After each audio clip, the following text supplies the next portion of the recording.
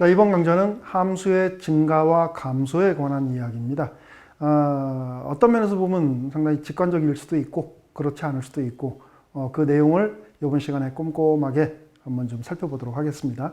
함수의 증가와 감소에 관한 이야기를 하려면 일단 1대1 함수라고 하는 것에 대한 내용을 우리가 좀 알고 있어야 됩니다. 그래서 살펴보면 이렇습니다. 자, 서로 다른 x값이 있어요. 이때 이들에 대한 함수값이 서로 달라지게 되면, 서로 다른 x값에 대한 함수값이 서로 다르면 우리는 함수 f는 1대1 함수다라고 얘기를 합니다. 1대1 대응 함수하고 헷갈리면 안 됩니다. 1대1 대응 함수의 부분집합이에요. 얘는. 자, 그래서 일단은 서로 다른 x값에 대해서 함수값이 다르다. 서로 다르다라는 이야기가 나오면 분명히 크기 관계가 있다라는 얘기겠지요. 그래서 그 크기 관계를 한번 좀 살펴봅시다. 자, 이때 x1과 x2의 크기를 비교를 해봤더니 x2가 더 큰 경우에 대한 예를 한번 보도록 합시다. 이런 상황에서 함수값이 그 크기 관계가 그대로 유지되어지는 경우, 그렇게 되어지게 되면 함수 f는 증가 함수다라고 얘기를 합니다. 받아들이기 쉽죠? 그러니까 간단하게 보면 이런 상황이라는 얘기죠. 자, 여기에 이렇게 x축이 있고 함수가 이렇게 있어요. 눈으로 봐도 증가함수라는 게 눈에 보이죠? x의 값이 전체적으로 커짐에 따라서 함수값도 전체적으로 커지는 이런 꼴. 그래서 이 개념을 여기다 적용을 해주게 되면, 자, 이 위치를 우리 x1이라고 한다 그러면 이 위치는 fx1이 되겠죠. 그 다음 이 위치를 우리가 x2라고 한다 그러면 이 위치가 fx2가 될 거예요. 이 둘 사이의 관계가 이런 관계에 있는데 그들 사이의 관계가 이렇게 되어진다. 그래서 함수 f는 증가한다. 상당히 직관적인 내용입니다. 그죠? 자, 그럼 감소인 경우는 어떻게 정의를 하는가? 이 부등호의 방향이 반대로 되어져 버리게 되면 함수 f는 감소하는 함수다라고 얘기를 하는 겁니다. 그러니까 직관적으로 본다고 치면 이거는 증가, 이렇게 되어지게 되면 감소, 그렇게 간단하게 얘기할 수 있다는 얘기입니다. 자, 근데 매번 우리가 이렇게 x의 변화 추이도와 함수값의 변화 추이도를 가지고서 함수의 증가와 감소를 판단을 하면 아무래도 조금 불편합니다. 그래서 도함수를 이용해서 판단을 하는 방법이 없을까? 누군가는 고민을 했겠죠. 자, 그래서 도함수를 이용을 해가지고서 얘를 한번 좀 적용하는 방법에 대한 얘기를 좀 하겠습니다. 자, 우리가 앞서서 공부했던 평균값의 정리를 다시 한번 좀 적용을 해볼까요? 자, 평균값의 정리에 의해서, 평균값의 정리 기억납니까? 기억을 해야 되는데 고등학교 수학에서 상당히 중요한 정리라고 얘기를 했었어요. 여러 군데에서 많이 활용을 한다고. 자, 닫힌 구간에서 연속이고 열린 구간에서 미분 가능한 함수 f가 있다고 합시다. 이 f에 대해서 a부터 b까지 범위 내에 적당한 지점들을 통해 가지고서 평균값의 정리를 한번 좀 적용을 해보고 싶어요. 구간 A, B 사이에 이러한 지점들, 그러니까 x2-x1과 fx2-fx1 사이의 관계, 평균 변화율이죠. 평균 변화율과 같은 순간 변화율을 갖는 지점이 구간 내에 있다. 자, 이것이 바로 평균값의 정리라고 얘기를 했습니다. 자, 그러면 여기에서, 자, 이때 f'C가 얘가 0보다 크다라고 한번 생각을 좀 해보도록 합시다. 자, 얘가 0보다 커지게 되면 x2하고 x1 사이에 관계 있으니까 요 값은 플러스고 이 값도 플러스라면 얘도 플러스가 되어져야만 됩니다. 다시 말하면은 x1에서의 함수값이 x2에서의 함수값보다 더 작아야 되겠죠. 자, 이렇게 되어지게 되면 함수 f는 증가 함수가 되어지는 거예요. 이렇게 되어질 때 이런 관계에서 이렇게 되어질 때 증가하는 함수라고 우리가 앞서서 정의를 했으니까. 됐죠?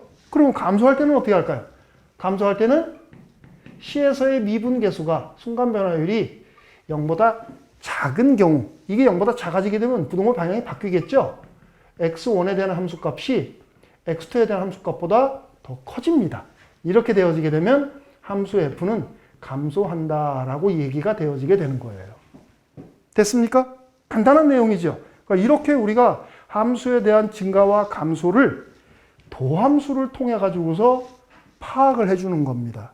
자, 그런데 이제 이런 거를 적용을 하는 데 있어서 문제점이 생길 때가 있어요. 예를 들어서 이렇게 생긴 함수가 있다고 합시다.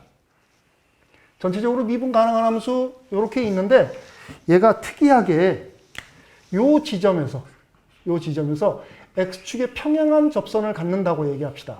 이른바 도함수가 미분계수가 제로인 상황. 이런 상황에 대해서 한번 좀 생각을 해봅시다. 그래서 우리 저 지점을 C라고 할까요? 이 지점을 C라고 합시다. 얘를 지금 바라다 보면 전체적으로 x의 값이 증가함에 따라서 이렇게 증가하는 이와 같은 형태입니다. 그러니까 주변에 있는 지점들을 살펴보니까 전부 다 미분계수가 다 이렇게 양입니다. 다 양이에요. 그런데 특이하게도 이 지점에서만큼은 제로가 나오는 이런 상황. 자, 이렇게 되면 증가한다라고 분명히 앞에서 얘기를 했는데 그럼 이런 경우는 어떻게 할 거냐? 판단이 조금 헷갈리죠? 자, 그래서 이렇게 되어지는 것은 구간에서의 증감을 판단을 할 때에는 이렇게 판단을 하는 겁니다. 다시 말하면 도함수를 이용해서 판단을 해요. f'x 얘를 이용을 해가지고서 함수의 증가와 감소를 판단을 하는 겁니다. 헷갈리면 안 되겠죠? 자, 그런데 여기 같은 경우에는 점에서 어떻게 되는가에 대한 얘기를 해야 되기 때문에 세밀하게 들어가서 이런 거를 생각을 해봐야 되겠네요. 그렇다면 점에서의 증감은 어떻게 판단할 거냐? 점에서의 증감. 이것도 헷갈리면 안 되니까 별표. 여기서 우리 본대로 지금 그 지점에서의 미분계수를 가지고서 얘기를 해요. 그러니까 이번에는 저기서는 도함수를 가지고 판단을 하지만 여기서는 특정한 점에서의 얘기가 되어지는 거니까 순간 변화율, 미분계수로 판단을 합니다. 미분계수 f'C로 판단을 하는 거예요. 어떻게 판단을 하느냐? 이렇게 판단을 합니다. C라는 점을 기준으로 해가지고서 그 주변에 적당한 점을 두 개를 잡으세요. 우리가 점 세 개를 가지고 판단을 하는 겁니다. C라는 지점과 얘보다 조금 더 큰 H만큼 큰 C 플러스 H라는 지점에서의 함수값을 생각을 하고 또 얘보다 조금 작은 H라고 합시다. C 마이너스 H라는 지점에서의 함수값 이 세 개를 가지고서 판단을 하는 겁니다. 그래서 그 내용을 우리가 이제 수학적으로 좀 정리를 해보면 아주 미세한, 아주 작은, 충분히 작은 양수 H에 대해서 C라는 지점을 기준으로 해가지고서 그것의 지점을 기준으로 해서 C-H라고 하는 지점에서의 함수값과 C 플러스 H라고 하는 지점에서의 함수값을 비교를 해서 그들이 이런 관계가 유지가 되어지더라. 그러니까 현재 같은 상태 이렇게 되어지게 되면 우리는 함수 f는 x equal to c에서 증가 상태라고 얘기를 합니다. 자, 증가한다라는 이야기와 증가 상태라는 이야기는 용어의 차이가 있죠. 왜 이런 용어의 차이가 생기느냐 하면 여기서는 구간을 가지고 얘기를 하지만 점에 관한 이야기라 그랬어요. 한 지점을 가지고 얘기하는 거기 때문에 그 지점에서는 상태라는 표현을 쓰게 되는 겁니다. 됐죠? 자, 이게 지금 증가 상태에 대한 이야기예요. 그럼 감소 상태는 어떻게 표현이 되어져야 될까? 두 번째, C-H와 C에서의 함수값과 C 플러스 H에 대한 함수값을 비교를 했더니 이렇게 되어지더라. 이렇게 되어지게 되면 우리는 함수 f는 x equal to c에서 감소 상태다라고 얘기를 하게 되는 겁니다. 이렇게. 됐습니까? 그럼 단순하죠? 단순한데 이 H라고 하는 흉측한 문자가 나오다가 보니까 조금 어렵게 느껴질 수도 있어요. C라는 지점을 근방으로 앞뒤의 점의 함수값을 판단을 해서 이 개념을 적용을 하는 겁니다. 그래서 증가 상태냐 감소 상태냐라는 이야기를 하게 되는 겁니다. 자, 그러니까 우리 여기서 결론을 한번 좀 생각을 해보면 결론을 한번 내봅시다. 도함수가 0보다 크면 함수 f는 증가한다라고 볼 수 있는 겁니다. 증가한다. 그런데 반대로 함수가 증가하면 이렇다라고 볼 수 있느냐? 볼 수 없다. 왜? 이런 지점들이 나오기 때문에. 됐습니까?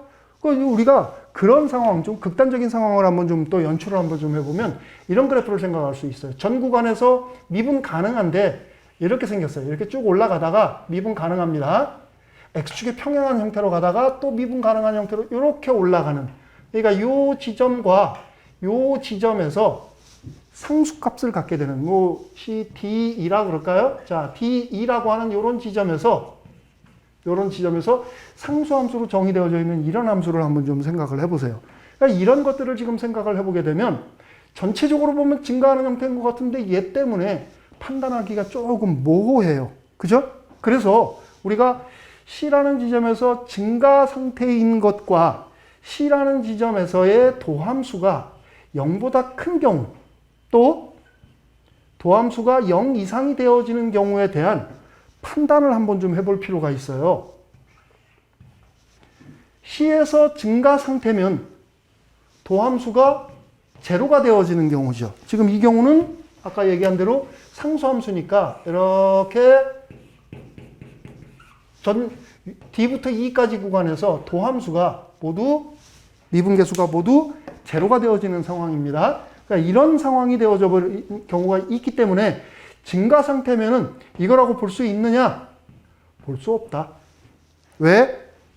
그 위치 앞뒤에서 제로가 나오는 경우가 없지 않습니까? 그죠? 그러니까 안 되는 거다. 그런데 이렇게 되어지는 경우는 어때요? 이걸 보니까, 이거 전체적으로 보니까 되는 거죠. 그죠? 그러면은 증가 상태일 때 얘하고의 관계를 한번 살펴보세요. 얘하고의 관계. 얘는 되네요. 그죠?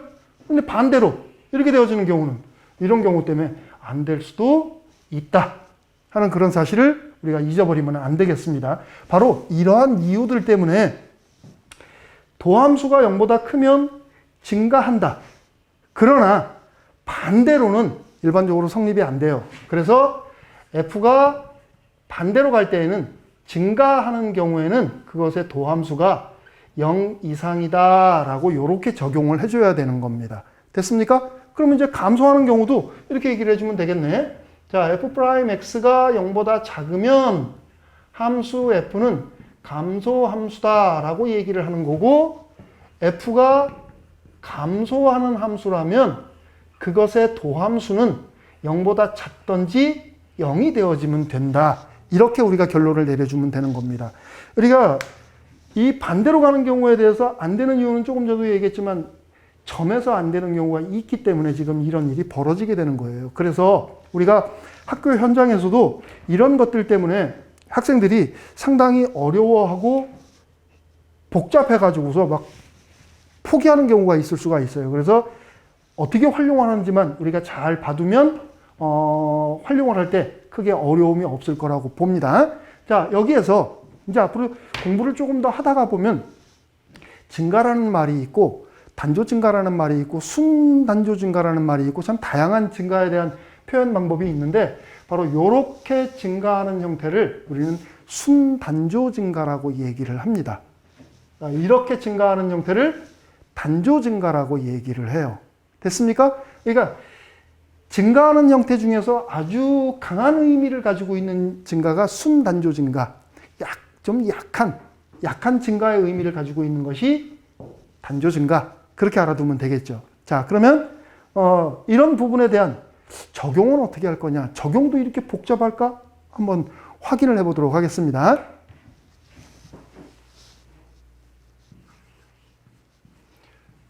자, y equal to x 3승 마이너스 3x 마이너스 2라는 함수가 있다고 합시다.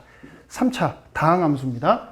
자, 요것에 전 구간에서 마이너스 무한대부터 무한대까지 전 구간에서 증감을 한번 좀 조사해 보자. 그러니까 증감을 알면 함수의 개용도 우리가 추적이 가능해지게 되는 겁니다. 자, 그러면 먼저 우리 도함수 가지고 판단한다 그랬는데 내용 다시 한번 좀 점검을 해볼까요? 함수 f가 도함수가 0보다 크면 함수는 증가한다라고 얘기를 했습니다. 그렇죠? 반대는 안 된다. 함수 f가 증가하면 그것의 도함수가 0 이상이다. 이렇게 판단을 했습니다. 둘 다 반대는 안 된다고 얘기를 했습니다. 자, 그럼 이제 요거를 토대로 해가지고서 한번 판단을 해보는 거예요. 도함수부터 체크해 봅시다. 자, y 프라임 3의 x 플러스 1, x 마이너스 1이라고 이렇게 인수분해가 되어지고 정리가 되어지겠네요. 자, 그럼 이제 여기서 이것에 대한 부호를 판단할 건데 그냥 이렇게 놓고 판단하는 것보다는 도함수의 그림을 한번 그려보는 게 편합니다. 자, 도함수의 그림이 2차 함수예요. 이렇게 생겼어요. 자, y equal to f 프라임 x 이렇게 합시다. fx라고 놓고 그러면 이렇게 x축이 지나면서 여기가 마이너스 1, 여기가 1 이렇게 되어지겠네요. 도함수가 이렇게 그려지게 됩니다. 그러면 도함수의 부호에 대한 판단이 가능해지죠. 마이너스 1보다 작은 쪽에서는 도함수의 부호가 플러스입니다. 그 다음 마이너스 1부터 1 사이에서는 도함수의 부호가 마이너스예요. 여기서는 플러스네. 자, 그럼 이제 문제에서 요구하는 형태는 여기서 다 결론이 나버리네요. 그러니까 x가 마이너스 1보다 작으면 증가합니다. 왜? 도함수가 플러스니까. 그 다음 마이너스 1부터 1 사이에서는 여기에서는 감소합니다. 도함수의 부호가 음이니까. 그 다음 여기 x의 값이 1보다 큰 영역에서는 증가합니다. 됐습니까? 자, 그러면 이제 이런 경계 지점들에서는 우리가 어떻게 얘기를 할 거냐? 조금 전에 우리 얘기했던 대로 증가한다라는 이야기가 되어지게 되면 도함수가 제로가 되어지는 위치까지도 포함할 수 있다라고 얘기를 했으니까 등호는 여기다 붙여도 여러분들이 상관없겠어요. 이렇게 붙여주면 되겠네. 됐습니까?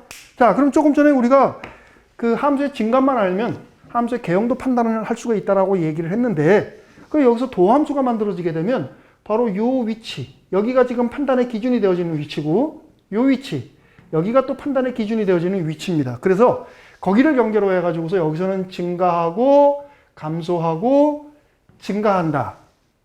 또 하나, 요 위치에서는 도함수가 제로죠. 도함수가 제로니까 바로 x축의 평행한 접선을 갖는 위치예요. 그러니까 증가를 하는데 바로 x축의 평행한 접선을 갖는 형태로 이렇게 그림이 그려집니다. 그 다음에 여기서는 이렇게 내려와야 되겠죠? 또 여기서는 이렇게 올라가게 됩니다. 그러니까 바로 아까 우리 얘기했던 대로 도함수가 제로가 되어지는 위치가 이렇게 있다는 사실을 체크를 하면서 그림을 그려주게 되면 원함수, 즉 얘가 이런 형태로 그림이 그려진다는 얘기가 되어지게 되는 거죠. 됐습니까? 간단하죠? 자, 그 다음 하나만 더 봅시다. 두 번째. 자, 두 번째는 아예 도함수의 그림을 줄게요. 도함수의 그림이 예를 들어서 이런 식으로 그려진다고 합시다. 이렇게 왔다가 이렇게 내려갔다가 또 올라갔다가 이렇게 해서 이렇게 올라가는 어떤 함수의 도함수가 있다라고 한번 생각을 해봅시다. 그러면 조금 전에 우리가 도함수를 가지고서 원함수의 개형을 추적을 했는데 이렇게 생긴 도함수가 있다면 이렇게 생겼다고 합시다. 자, 이 위치는 지금 도함수가 x축과 접합니다. 자, 이와 같은 형태에 대한 도함수가 있다면 원함수는 어떻게 그려질 것인가? 그럼 아까 얘기했던 대로 도함수가 제로가 되어지는 위치들이 판단의 기준이에요. 걔네들을 기준으로 해서 도함수의 부호가 플러스다, 마이너스다 라고 바뀌고 있으니까 이렇게 도함수가 0이 되어지는 지점을 먼저 판단을 해봅니다.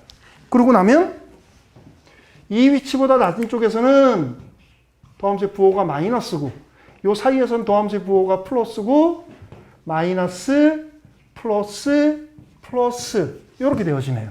그럼 이제 그걸 토대로 해서 그림을 그려주는데 대충 이렇게 생겼다는 얘기네. 내려가다가 올라가다가 내려가다가 올라가다가 연이어서 올라간다. 이런 그림이 만들어진다는 얘기가 되는 거예요. 그러면 이제 요것들을 토대로 하고 요 위치들에서 도함수의 값이 제로니까 x축의 평행한 형태의 접선을 갖는다고 생각하라고 그림을 그려보면 대충 이렇게 그려진다는 얘기죠. 이렇게 아래로 볼록해서 그려지고 올라가다가 내려왔다가 다시 올라가는데 요 위치에서 x축의 평행한 접선을 가져줘요. 이렇게. 그런 다음 거기서 다시 이렇게 올라가는 겁니다. 그러니까 y fx의 개형이 도함수의 개형을 통해 가지고서 이렇게 쉽게 이런 식으로 생겼구나 하는 것에 대한 판단이 가능해지게 된다. 됐습니까? 함수 증감에 대한 개념은 조금 복잡했었어요. 구간에서의 증감과 점에서의 증가 상태, 감소 상태를 갖다가 판단하다 보니까 조금 복잡했는데 실제로 그것들에 대한 활용을 할 때에는 그렇게 어렵지 않게 활용이 되어지고 있네요. 하지만 개념도 중요하다. 정확하게 다시 한번 확인을 해봐야 되겠습니다. 자, 이번 강의는 여기까지 하도록 하겠습니다. 수고했습니다.